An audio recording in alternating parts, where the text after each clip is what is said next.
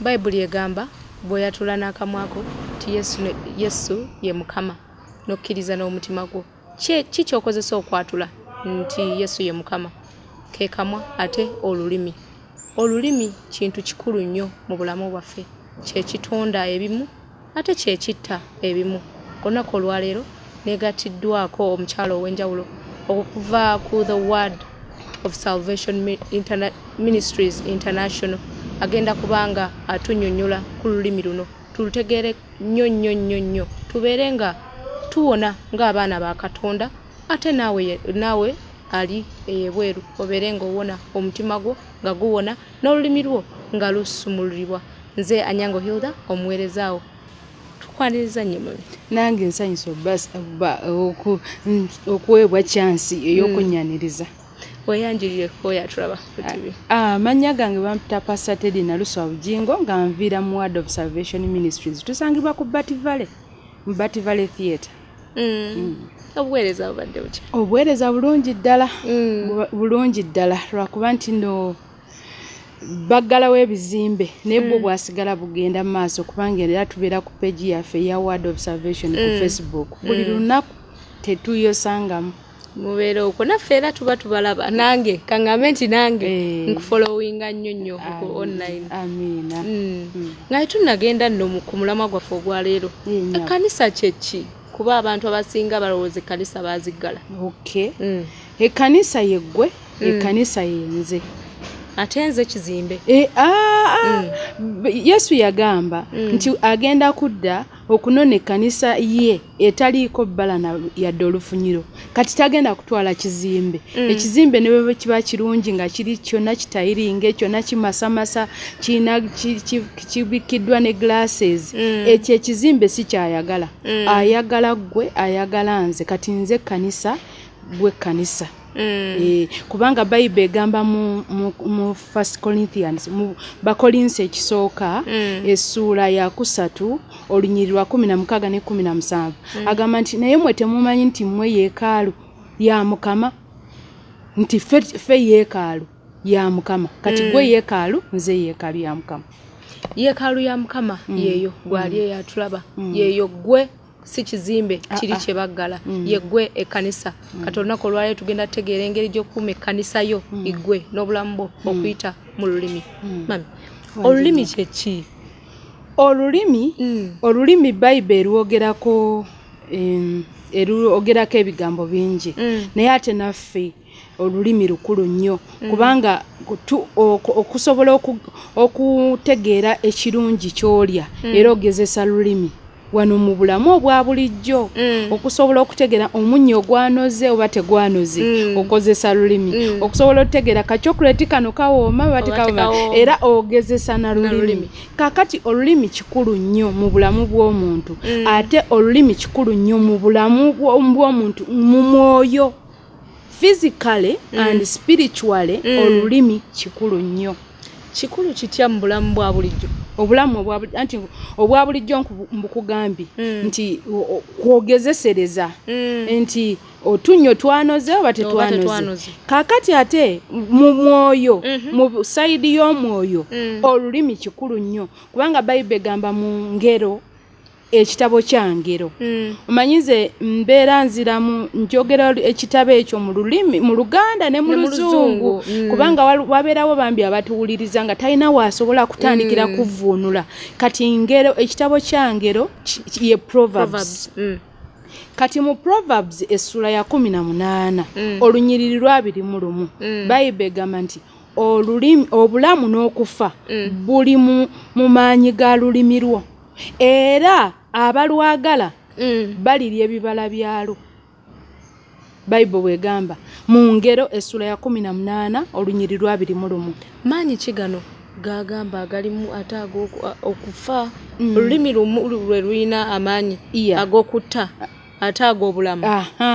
Kati olulimi, kati ate mu Yakobo essula ya 3 bw'osomamu egamba nti olulimi muliro kabiriiti akakoleeza, kasobola okukoleeza olutalo, kasobola okuzikiza olutalo. Olulimi lusobola okulangirira omukisa, lusobola okulangirira ekikolimo. Era abantu abamu bwe baba bakolima bakozesa lulimi. Ate bwe baba blessinga nga bawa omukisa era bakozesa lulimi. Kakati Bible kyevegamba nti olulimi obulamu n'okufa buli mu maanyi ga lulimi. Era tulina okwegendereza ennyo engeri gye tulukozesaamu.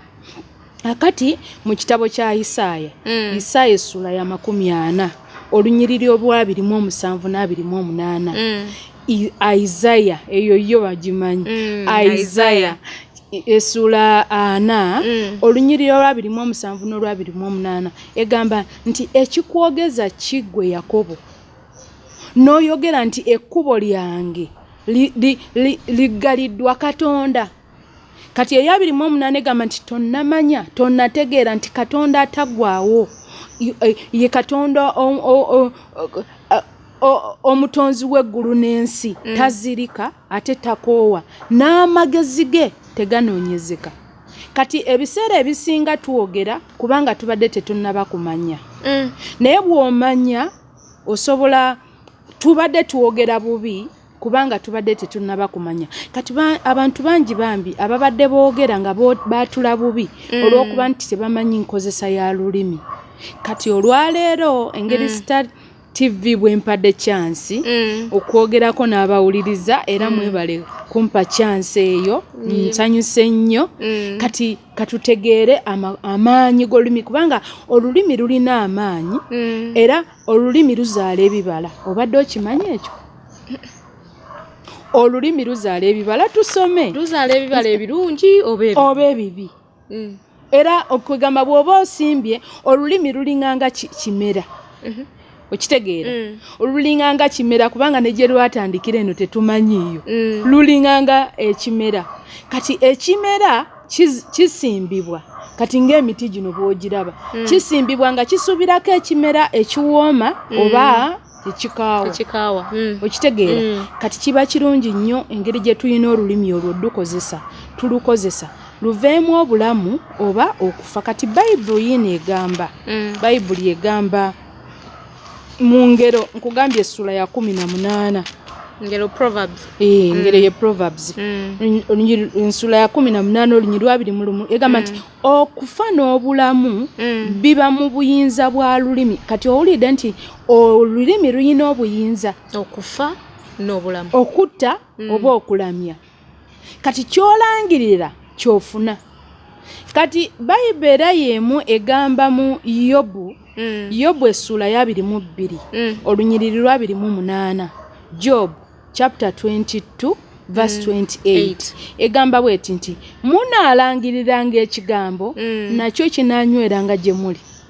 Ekitegeeza wennangirira ekirungi nga kinywera, wennangirira ekibi nga kinywera.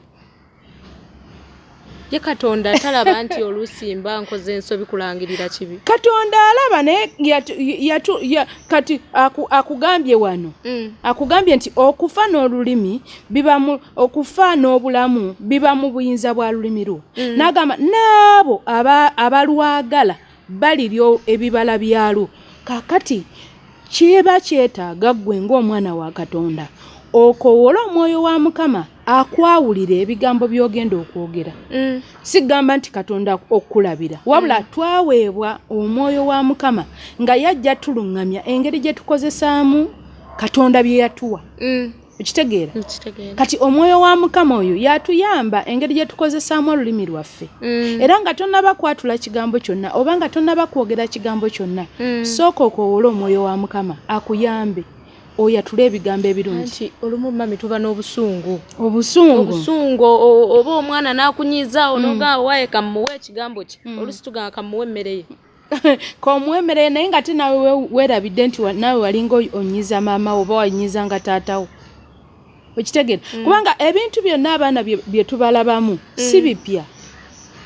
Okitegeera? Naffe baatutumanga ku dduuka n'okwata essente ze bakugambye nti genda ogula ekintu gundi. N'osooka n'oziwumuza wali ng'osanze abeepena n'osooka ne weepena.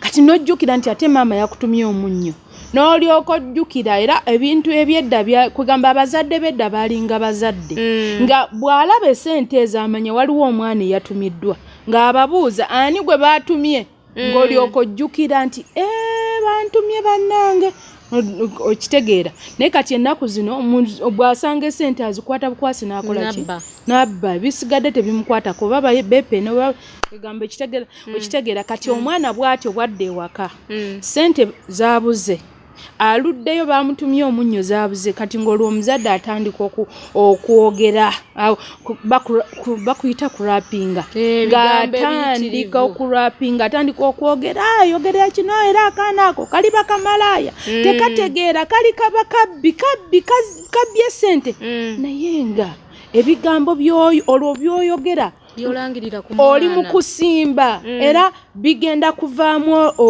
ebibala ebitali birungi okitegeera so nga ate naawe weerabidde nti ate gwe wakolaki wakolanga ebintu ebisinga nawo okusinga ku mwana oyo byakola okitegeera naye ate bba abazadde n'akuzza ebbali n'akugamba nedda tokola bwoti yayinanga n'obudde bwo n'amanya nti ono nno omwana yakoze ensobi beeranga n'obudde in fact ate kati lockdown tukoze bulungi nnyo kubanga abazadde kati batandise okwawula abaana baabwe kiki kye bakola ki okugamba batudde n'abaana ne basoma ne batandika okusoma ne batandika obayiga kiki kye bali era nkakasa nti lockdown eno weneggwerako tujja kuba tulangiridde bulungi nnyo eri abaana baffe ate ng'olulimi mu lockdown bali mu dukozesa bubi si bonna kati ne baana ababadde balukozesa obubi bwe banaalaba programu eno bajja kweddako bategeere ki Katonda kyatugamba bibala ki ebyo ebibi ebisobola okuva mu lulimi anti kati olulimi olulaba lusobola okulangirira obulamu era lusobola okulangirira omukisa kati ebibala by'olulimi gwe mukisa ogwo omwana kaso oba abazadde n'olangirira omwana kati ulira Bible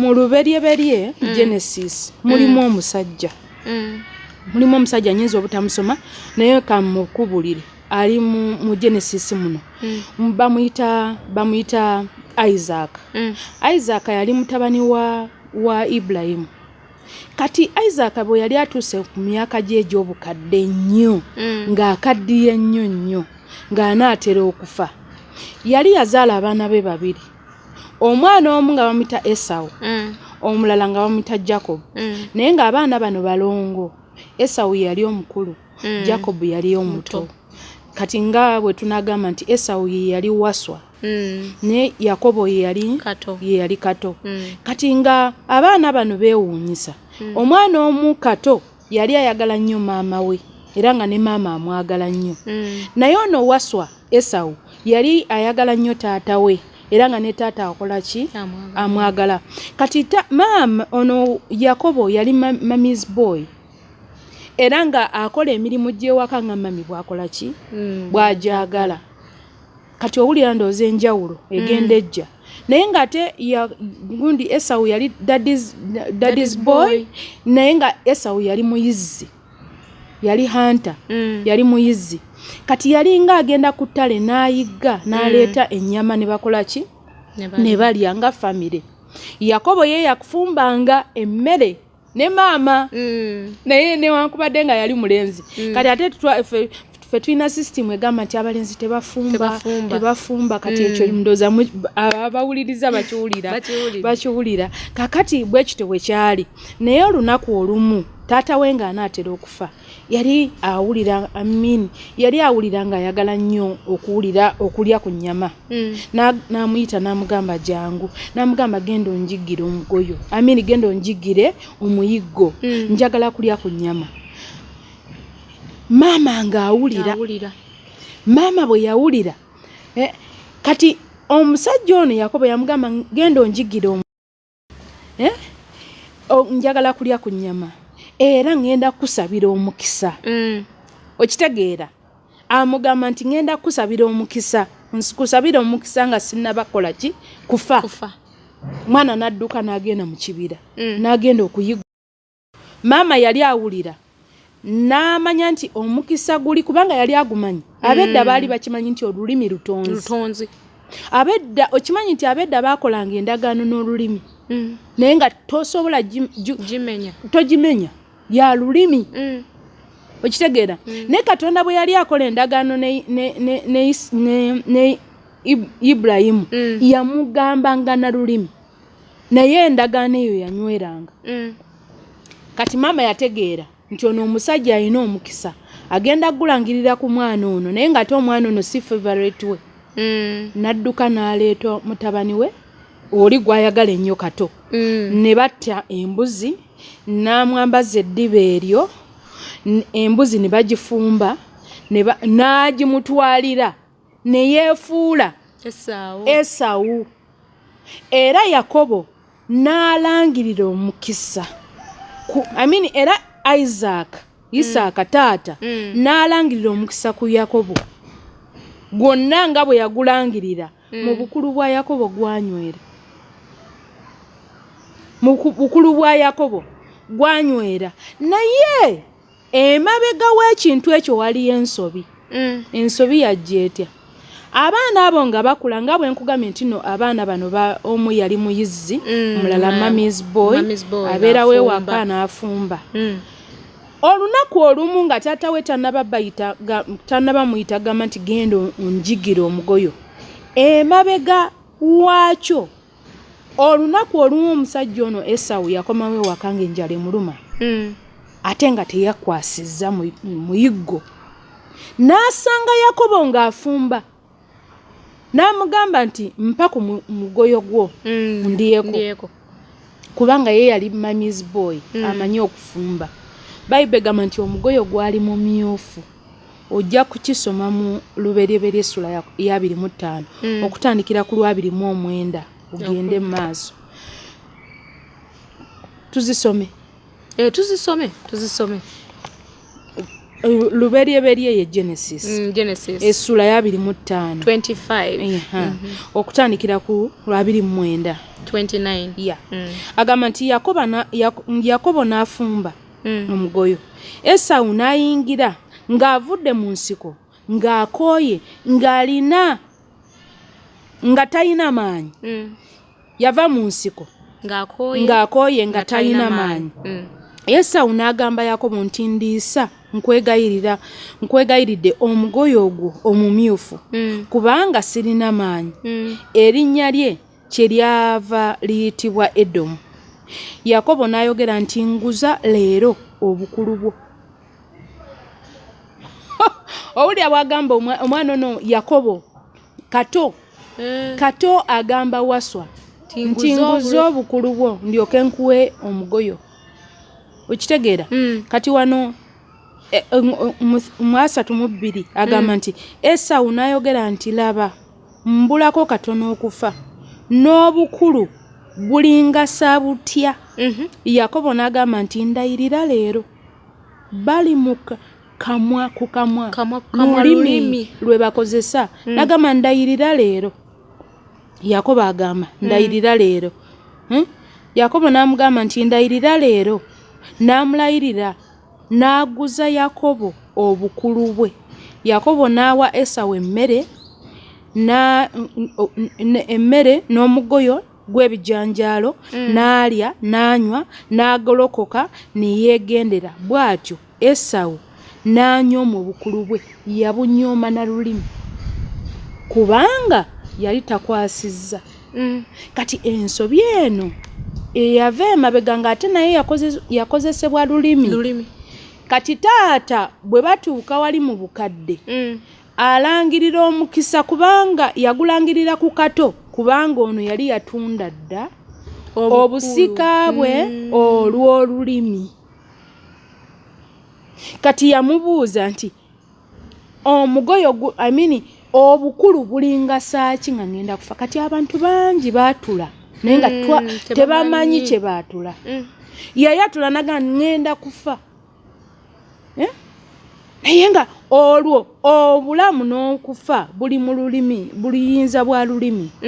Kati ono yayatula n'agamba nkukuguzizza era n'ali ebibala byagwo bwe baali balangirira omukisa ogwali ogugwe ng'omwana omukulu teyagufuna kubanga yagutunda n'olulimi ne gugenda ewa Kato. Kyembuuza mami nti nga wetusomye ekyo ekyawandiikibwa awo wagambiddwa nti maama n'alyoka leeta Yakobo n'afuna omukisa.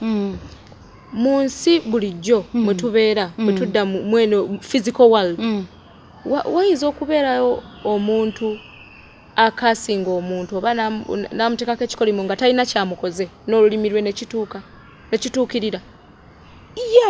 Kisobola okutuukirira naye ekintu ekikulu kiri kimu bw'obeera ng'oli mwana wa Katonda era ng'omanyi obuyinza Katonda bwe yakuwa tekisobola kutuukirira naye bw'okireka obulesaawo bw'otyo kisigalawo ne kikulondoola era ekisiraani kisobola okujjira mu lulimi ne kirondoola. Ekitegeeza wembeeraawo nga kaŋŋambe siina kye nasobya muntu najja n'agamba tojja kuzaala kisobola okutuukirira nga olulimi lwange sirukozesezza eri Katonda. Kisobola okutuukirira naye bw'oba omanyi nti bw'oba ng'oli mu Katonda tekisobola kutuukirira kubanga naawe engeri gyakugambye nti no togenda kuzaala naawe kozesa olulimi lwo osobola okufuna ebibala byalwo nga naye kubanga naye asobola okukozesa olulimi nga ayagala ofuna ebibala byalwo kati naawe kozesa olulimi osobola okufuna ebibala byalwo. Ekitegedde era omuntu bw'abanga akwogeddeko ekintu ekibi kigaanirewo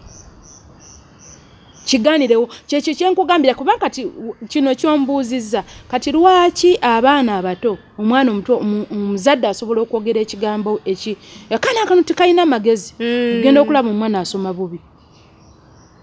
Okitegeera omwana asoma bubi omwana ye tamanyi kye bamwogerako naye nga kubanga akalimi kano akakasinga sitaani yakakozesa.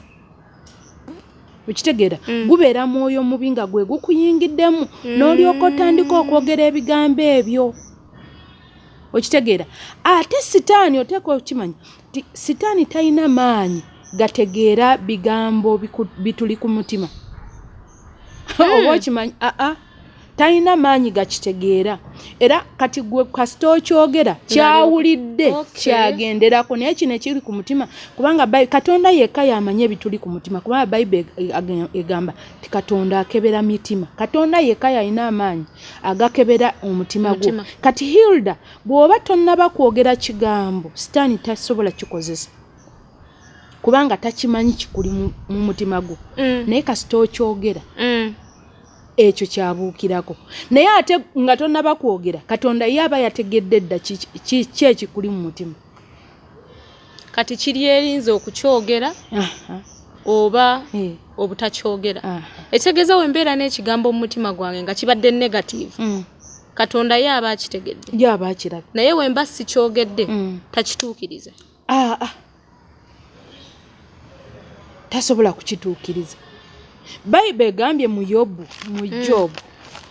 Yobu 22 chapter 22 verse 28 egamba era onoolangiriranga ekigambo ne kinywera gy'oli. Job 22:28 nti era onoolangiriranga ekigambo ne kinywera gy'oli n'omusana gunaayakiranga amakubo ng'omaze okirangirira omusana guyakira amakubo go oba ekizikiza kyakira amakubo go. Kati ekigambo kino kyolangirira bwe kibanga kirungi omusana gugenda kyakira kubanga Bayibuli egamba nti Yesu ye musana gw'ensi. Kitegeeza bw'okirangirira nga kirungi Yesu agenda kituukiriza. Kati sitaani ye yaleeta ekizikiza. Sitaani kizikiza era akolera mu manyi era owulira nti maanyi ga kizikiza. Okitegeera kati bw'olangirira ekigambo nga kibi sitaani ng'akikozesa kubanga okuva ku lubereberye sitaani kizikiza era ye akolera mu maanyi ga kizikiza. Nkozesa ntya olulimi lwange okubanga luzaala ebintu ebirungi. Dukozese bulungi. Yatula ebigambo ebirungi. Yatula bulungi. Yatula ebigambo ebirimu obulamu. Yatula nti ndi muwanguzi. Bayibuli egamba nti n'omunafu agambe nti ndi w'amaanyi.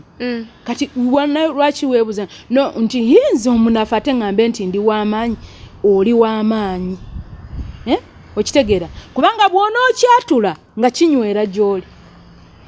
Bayibuli egambye nti onoolangiriranga ekigambo, langirira ekigambo ekirungi. Abaana balangirirako ekigambo ekirungi. Omwami wo mulangirireko ekigambo ekirungi. Mukyala wo mulangirireko ekigambo ekirungi. Abazadde tubalangirireko. N'obwaba mulwadde gamba nti agenda kuwona. Okitegeera? Emirimu gyo girangirireko ekigambo ekirungi. Langiriranga promotion. Obudde buke kubanga okimanyi nti waliwo omuntu obudde olukyanaga ne luno lwakedde, era nalwo kati lukedde nalwo lunsale, era ne guno omwezi nagwo gutuuse. Nze nzijukira guno omwezi tegutera kubeera mulungi.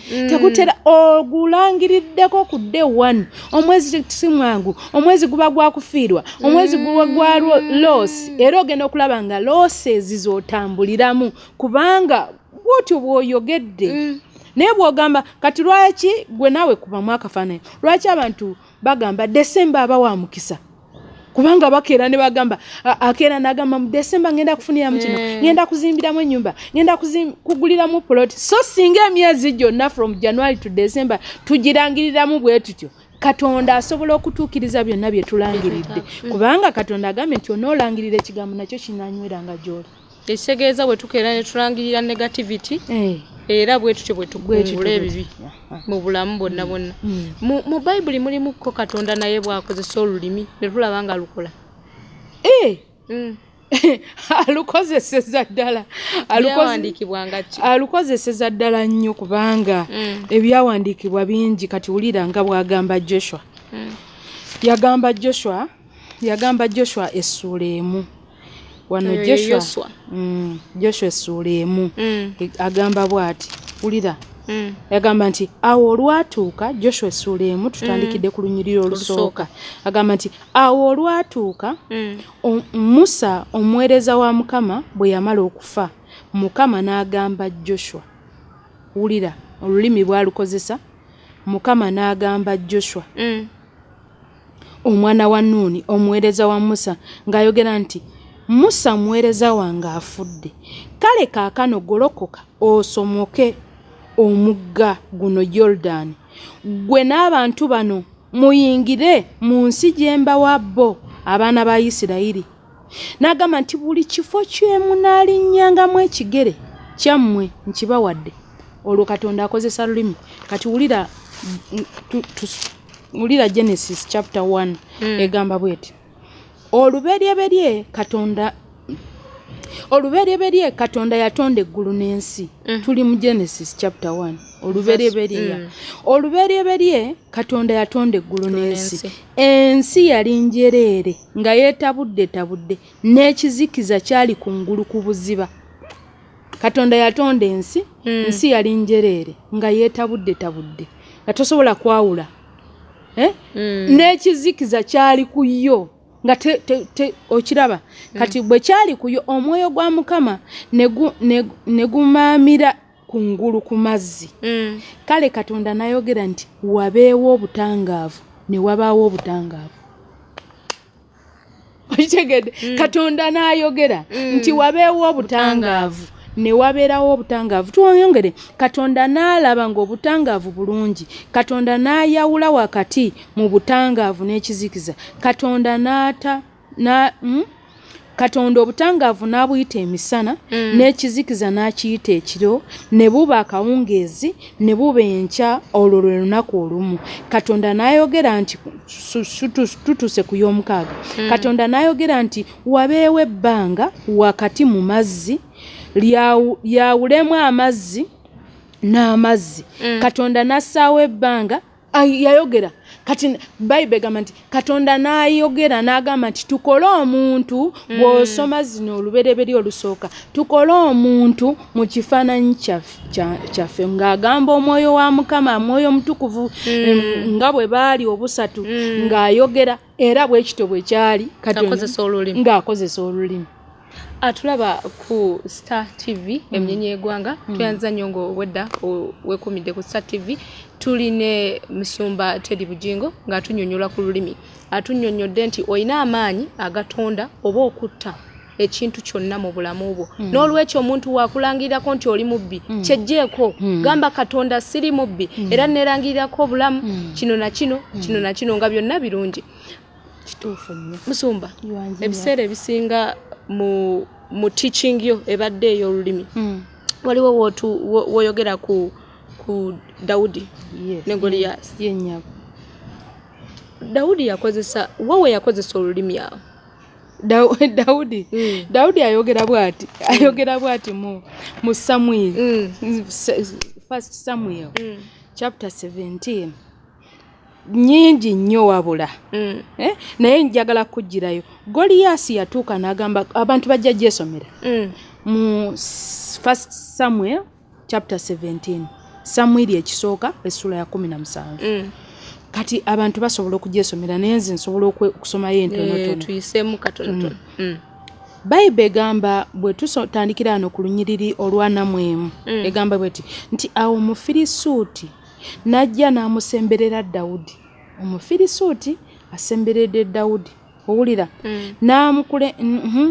n'amusemberera Dawudi n'omusajja eyatwala engabo. Omufirisuuti oyo yali teyeesitulira ngabo ye yaliko agisitula ng'aliko asitula n'effumu okitegeera kakati najja n'asemberera Dawudi. Awo Omufirisuuti bwe yamagaamaga n'alaba Dawudi n'amunyooma kubanga yali mulenzi bulenzi naye atejjukira ne Sawulo yali amunyoomye n'amugamba naye gwe oli mulenzi bulenzi oli omusajja yalwana dda owulira ebigambo kati obalaba nti Sawulo yali alemeddwa olutalo kubanga ya confessinganga nagamba oli yalwana dda oli kati omuntu gw'owaanye bw'otyo osubira otyo mukuba ne bweba ttiimu ya ne bweba ttiimu ya mupiira nogamba abo basambi nnyo babasomba nnyo ojja oli mukube kati awo Omufirisuuti n'agamba Dawudi nti nze ndimbwa n'okujja gye ndi n'emiggo. Omufirisuuti n'akolimira ulira Omufirisuuti n'akolimira Dawudi eri bakatonda be. Omufirisuuti n'agamba Dawudi nti jangu gye ndi ngabira omubiri gwo ennyonyi ez'omu bbanga n'ensolo ez'omu nsiko. Kati we tutuuka ku 45 awo Dawudi n'agamba Omufirisuuti nti ojja gye ndi n'ekitala n'olunyago n'effumu naye nze nzija gy'oli mu linnya lya Mukama Katonda w'eggye gw'osoomoozezza. Okiwulira? N'amugamba nti era leero Mukama anaakugabula mu mukono gwange era naakukuba n'enkuggyako omutwe. Owulira Dawudi kubanga jjukira oli omusajja yasoose n'akonfessinga nti ngenda kutta kakati ne Dawudi naye teyasirika nkugambye omuntu bw'akulangirirako ekigambo nga kibi kigaane langirira gwe by'oyagala kubanga obimanyi by'oyagala. Oli akugamba nti oli kisiraani lwaki akugamba nti oli kisiraani n'osirika busirizi? Wakiri weetuume Mukisa. Oli bw'akugamba nti oli kisiraani weetuumire eddala linnya lya Mukisa ogambe nze Mukisa. Nze Mukisa lyeyongereko. Kati wulira Dawudi nti leero Mukama anaakugabula mu mukono gwange era naakukuba n'enkuggyako omutwe gwo era naagabira ennyonyi ez'omu bbanga n'ensolo ez'omu nsiko emirambo gy'Abafirisuuti ensi zonna zitegere nga mulimu Katonda mu Isirayiri. Omufirisuuti yakolima Dawudi n'akizzayo n'agamba gwe kigenda kutuukako ngenda kukutemako omutwe ate sigenda kukoma ku gwe wekka n'emirambo giri ne bali abajja eryo gyonna gigenda fuuka mirambo era bwekityo bwe kyali. Yamutemako omutwe ne bali nabo ne babatta ekitegeeza yamuddiza ekikene kitakola ekya Dawudi nekikola akalimi era akalimi Dawudi omusajja Dawudi yeewuunyisa nti yatambulanga akonfesinga yayogeranga nze ndi muwanguzi mu bulamu bwe teyakkiriza n'akamu kubanga kyokkiriza kyoyatula ekiri mu mutima gwo kyoyatula kati kintu kyonna kyonna nga tikinaba kwogerwa wano kisooka mu mutima okitegeera kati ogendereranga nnyo omuntu basobola omutegeera ebirowoozo bye okusinziira kamwa ke byayogera era ebiseera ebisinga bagamba kale bannange omuntu oyo yabadde anaatera nga bagamba ku lumbe bagamba kale yayogera bw'ati ennaku nga bbiri yayogera bambi yali atusiibula okitegeera ye yali akiwulira kati Dawudi yakigaana yatambulanga nga akonfesinga agamba nze ngenda kuwangula ono Omufirisuuti ngenda mutemako omutu kubanga ne gundi ne Sawuli yamugamba ne omusajja gw'olumba yalwana dda gw'oli kalenzi bulenzi ko ye nedda gwe ddamu amaanyi ogumu omwoyo ono omusajja ngenda mutta n'amugamba nze gw'olaba nattadde eddubu n'impologoma nagitta kati ono yaani okitegeera kati ebiseera ebisinga nga tonakwatula nti nemereddwa sooka ojjukire Katonda kyakuyisizzaamu oba jjukira Katonda kye yali akoze ne bw'aba nga takikolerangako ggwe wabula nga wali okiwuliddeko kati nga tonaba kwogera kulemererwa sooka ojjukire Katonda byakola olyoka oyatule ekitegeeza nga sinnaba kwogera sooka enfumuyitirize ku bulungi bwa Mukama kituufu kiki ekiba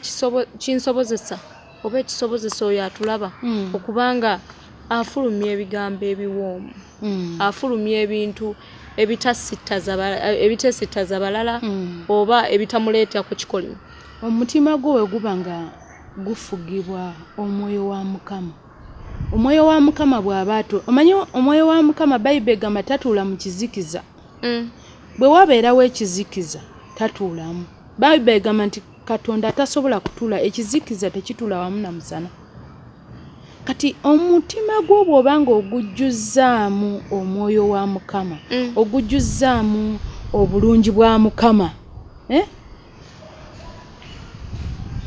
embeera ne bweba ekukoonye osigala oyatula bulungi wulira Yobu bwe yagamba sigenda kufa ngenda kulaba Katonda mu nsi ey'abalamu naye Yobu yayogera ebigambo ebyo nga ku mubiri gwe yenna avunze yenna aggwaawo naye munda mu ye yali ajjudde Katonda munda mu ye yali ajjudde omwoyo wa Mukama okitegeera kati ebiva mu muntu era Yesu yagamba nti ebiyingira mu muntu si bye byonoona omuntu kubanga bw'obiyingiza bw'oti bw'oli amatooke n'ennyama oba amatooke n'ekijanjalo oba kawunga n'ekijanjalo ebyo si bye bikwonoona kubanga bw'obirya bigenda mu lubuto digestion system nekolebwayo ne bifuluma ebisigala ebirungi ne bigenda mu mubiri ebirala ne bigenda mu kiyigo mu kyoloni naye ate ebifuluma bye byonoona omuntu Yesu bw'ati bwe yagamba nti ebikufulumamu bye byonoona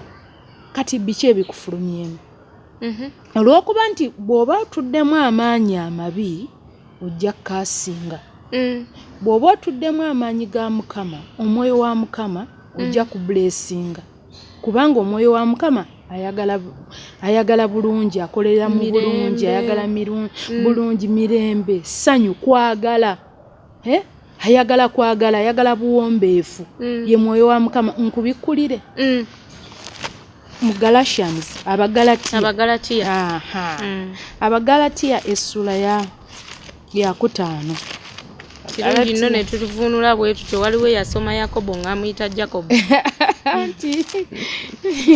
Abagalatiya essula ya 5 wulira kati kyembadde nkunyonnyola Abagalatiya essula ya 5 okutandikira ku lunyiri luno olwa 22 Abagalatiya essula ya 5 egamba nti naye ebibala by'omwoyo kwe kwagala kati bw'oba ng'olina okwagala munda mu ggwe tosobola kuteesa munno mukuba katayinga.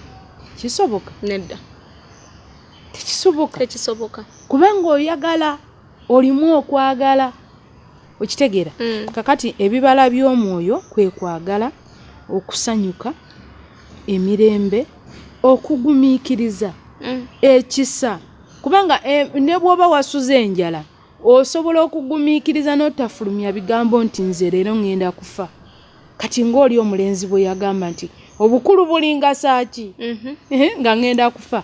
Era kyatuukirira kubanga Katonda yakiraba nti obukulu bwe tabusiza mu vali. Ate nga waliwo omulala ekitegeeza senga teyakozesa lulimi olwo luli olwasooka senga omukisa gwe Yakobo teyagutwala. Kituufu nnyo. Kati wulya emirembe, okugumiikiriza, ekisa, obulungi, okukkiriza, obuwombeefu, okwegendereza. Era Bayibuli egamba nti ku biringa ebyo tetwetaaga mateeka. Ng'omuntu alina okwagala, okukkiriza, okugumiikiriza, obuwombeefu, emirembe. Oba teweetaaga mateeka. Ne bano aba enforcement babeera bamala budde bwa bwereere. Ng'oli omuntu alina ekisa, okugumiikiriza, okwagala, obulungi. Oba teweetaaga mateeka.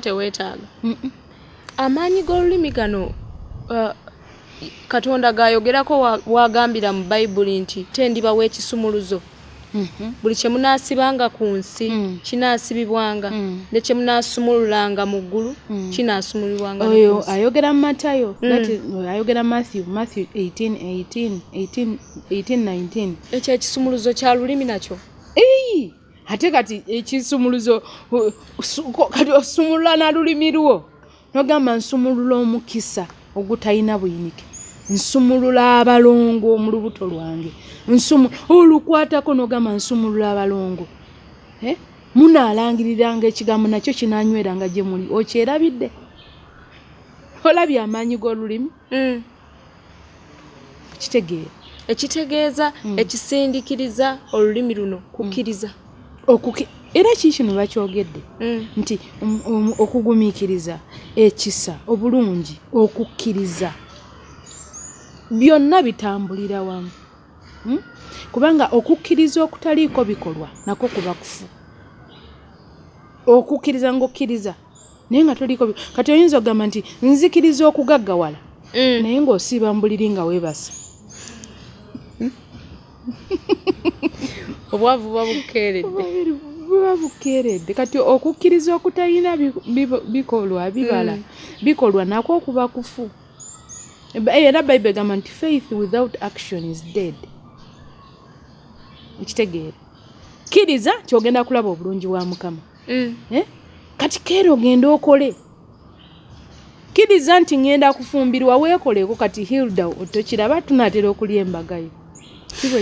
Tunaatera onootera tuyita ku mbaga.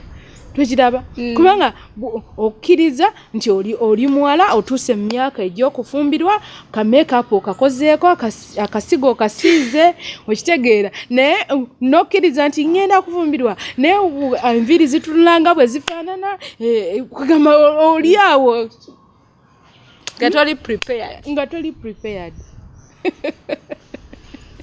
Atulaba ku Star TV emunyenye y'eggwanga tukyali ne Pastor Teddy Bugingo ng'atunnyonnyola ku lulimi.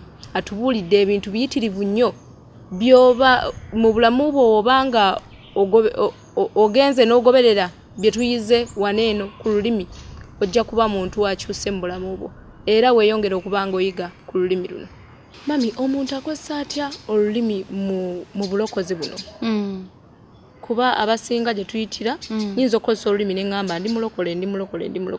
Bigambo ki omuntu bye yandisaanye akozese okubanga ddala okwatula n'olulimi lwe okukkiriza ddala nti mulokole? Anti ngera waliwo twakomye nitugamba nti no, we twayogedde nitugamba nti no, faith without action is dead. Kati bw'ogamba nti oli mulokole naye ng'ate toyatulanga bulokozi oba omala budde, kubanga Bayibuli egamba mu Romans mu Baluumi essula ya 10 n'olunyiri lwa 10 egamba nti kubanga omuntu akkiriza na mutima gwe okuweebwa obutuukirivu era ayatula nakamwa ke okulokoka.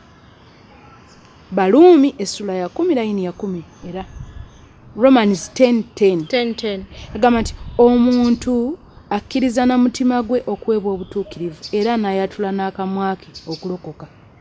Kakati bw'ogamba nti oli mulokole naye ng'ate toyatulanga kamwa ko kyovalanga programu enjiri tugimaliriza nga twatuzza abalokoka kubanga okukkiriza tusooka ne tumubuulira enjiri nakkiriza mu mutima gwe then ne tumwatuza obulokozi kati bw'abanga takikolanga ekyo tasobola kwewaayiriza abanga yeyewaayiriza nti mulokole waliwo abalala bagamba nze nalokokera mu ddiini ya jjajjange nalokokera mu ddiini ya jjange wayatula n'olulimi lwo anti okugamba nti nze ndi mulokole mbadde mmanyi nakyo mbanja tudde nkugambye akkiriza na mutima wakkiriza kyoyatudde kubanga osooka kukikkiriza bw'oba tosobodde tosose kikkiriza tosobola kukyatula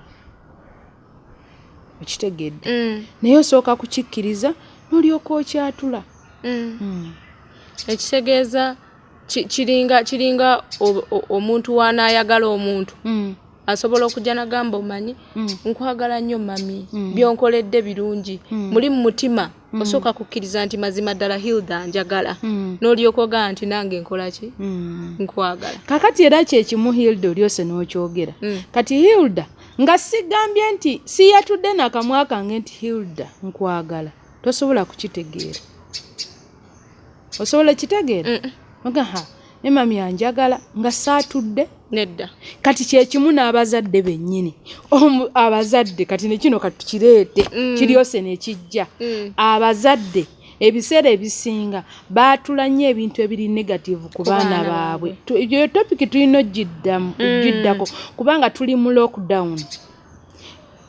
Abazadde baatula nnyo ebintu ebiri negative naye omwana n'akula nga tamanyi nti mami amwagala oba n'akula nga tamanyi nti daddy amwagala.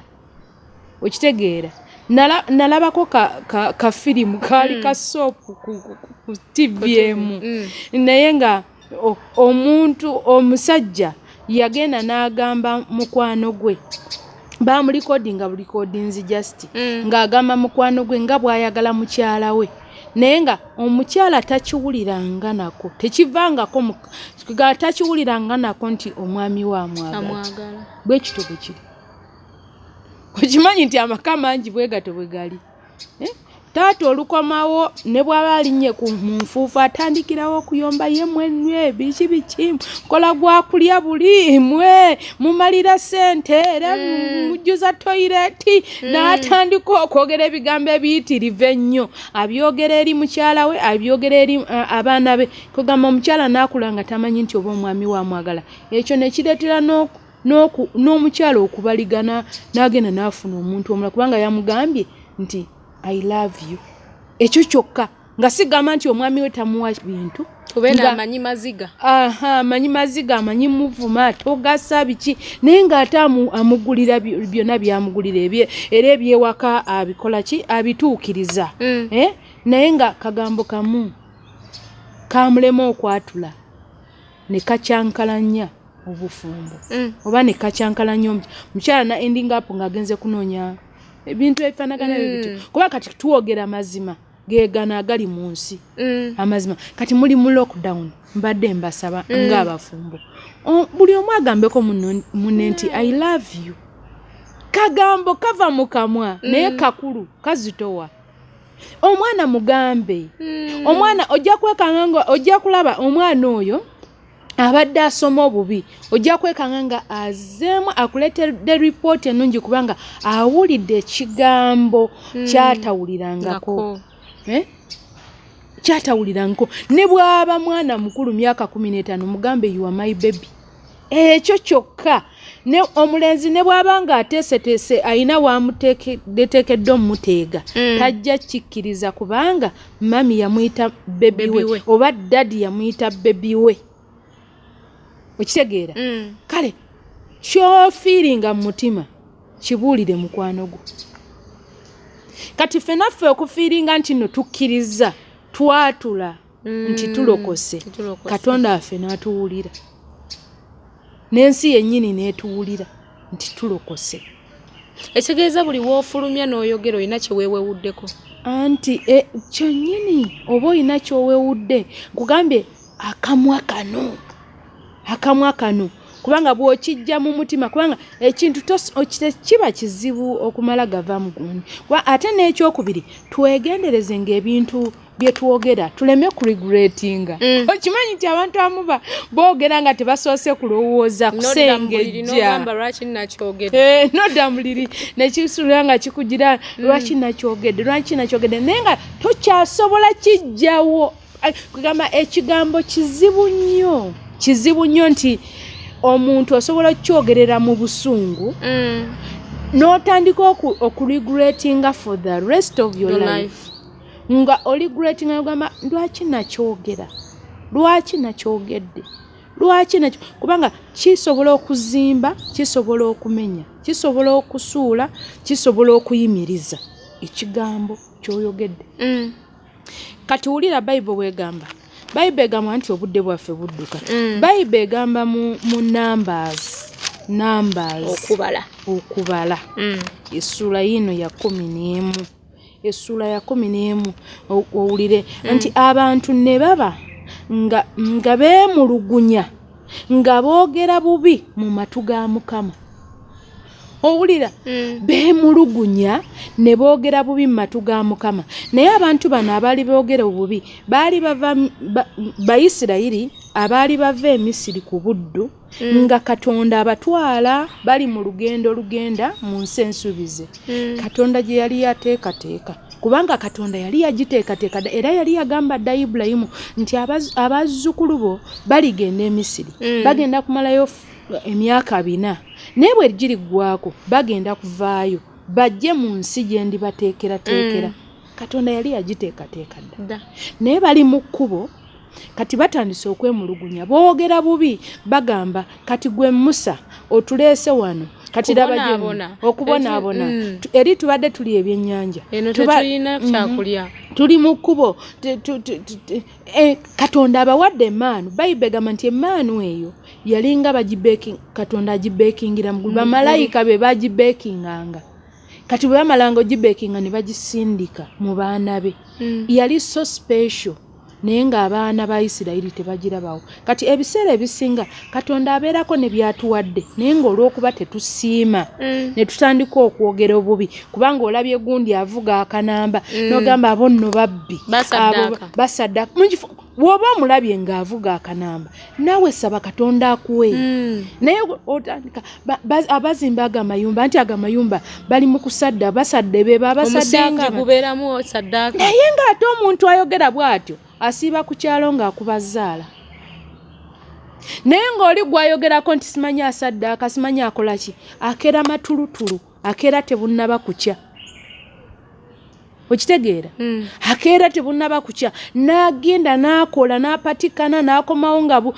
buwungedde naye ono akeera kubaza azuukuka mukaaga n'adda ku kyalo n'akubazaala n'akola atya akasaati ne kakutuka ekitogi n'akatwala ku kyala n'ekitogi ne bakikwata ne bakiggyako ne bakikyusa sayidi endala kugamba kati ate oyo abo bwe batyo olwo omutima gwe gujjuddeko era ogenda okukakana kyovolanga akonfesinga n'agamba abo babbi abo basaddaaka abo bayaaye bukikaawu kubanga omutima gwe gujjudde gujjudde kati omutima gwe ogubanga gujjudde obukaawu akamwa ke tasobola kakozesa bulungi tasobola natuuma mwana linnya ddungi tasobola nakutuuma mwana linnya ddungi anoonyayo n'okunoonyayo omuntu omutujju omubi n'agamba omwana yeyihitira naye nga bw'otunuulira hitira kiki kye yali akoledde ekirungi mu nsi. Kati tulina okwegendereza engeri gye tutuumamu. Mulimu mu Bayibuli mulimu omukazi ali mu Chronicles, First Chronicles mu byomumirembe ebyomumirembe kiki nebyomumirembe ekisooka essula yakuna mulimu omukazi wulira bayibuli bwegamba ebyomumirembe ekisooka essula yakuna kutandikira ku luno olw'omwenda bayibuli egamba nti Yabeezi n'aba n'ekitiibwa okukira baganda be nnyina n'amutuuma erinnya lye Yabeezi ng'ayogera nti kubanga namuzaala lwa buyinike.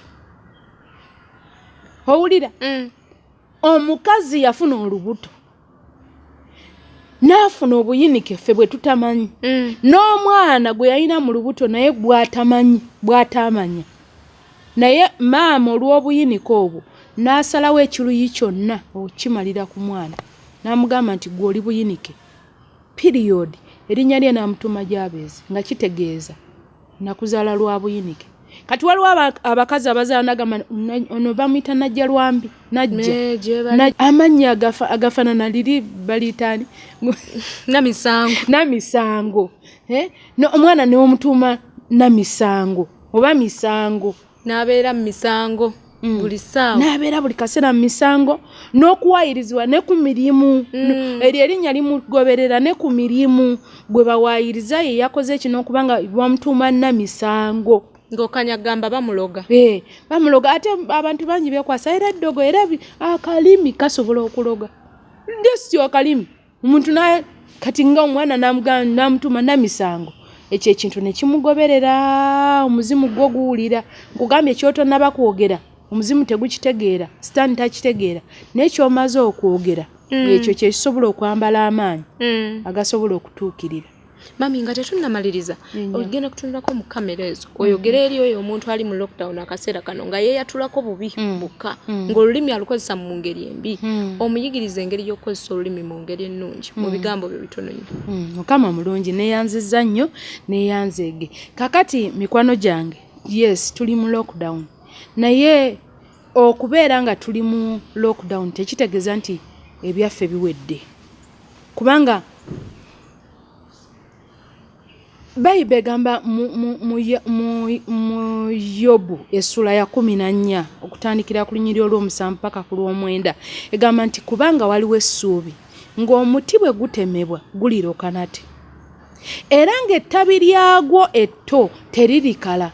Bayibuli egamba nti newankubadde ng'ekikolo gutemeddwa ekikolo nga kiri mu ttaka kungulu kivunda naye munda waliyo akaloosa akaloosa ako kasobola okuwa ekikolo ekyo obulamu kubanga ekikolo tekitemeddwa taproot kitemeddwa wano stem kisigadde stem esigaddeko newankubadde ng'ekala naye taproot eno ekyasobola okuddamu obulamu.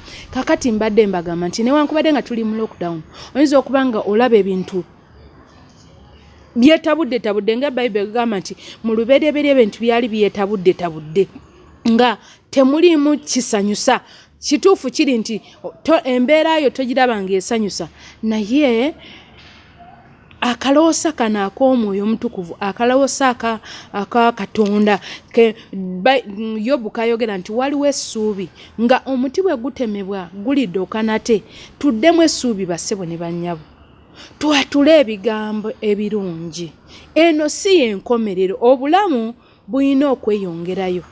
Ekyokubiri abantu bonna nze njagala nnyo okuliretinga ku Bayibuli n'obulamu buno obwa bulijjo kubanga abantu bonna abayita mu mbeera ezitali nnyangu era beebo betusomako nti baawangula. Kati oyinza okuba ng'olaba oli mu lockdown ogamba tunaalya ki tunaakola tutya naye Katonda asobola okuwa omukisa awo wennyini we wali wakoma okukola n'otandikirawo n'ofuna omukisa. Yatula bulungi weeyogereko bulungi ab'omu nnyumba yo boogerere bulungi n'emirimu gyo gyogerere bulungi ogenda kulaba omukisa mu nsi eno y'abalamu. Twanziza nnyo mabi tobala okukkiriza okutwegattako ku Star TV ku program okuyitibwa. Nange neeyanziza nnyo okumpa chance eno Mukama abampeera omukisa ne Star TV ngisabira omukisa ogw'amaanyi. Amiina. Atulaba ku Star TV emunyonyo y'eggwanga n'atulaba okuyitibwa online ku YouTube. Tukwebaza nnyo nti obadde naffe okuva we twatandise nga twogera ku lulimi. Yiga olulimi ate obeere nga weeyatulako ebirungi ebyereere obeere nga ofuna ebirungi olemwe okufuna ebibi ebyensi eno ofuna ebirungi ebyerere beera nga oli mulamu ku lw'olulimi lwo. Nze Anyango Hilda atakuumira mpeera akunkumire. Amen.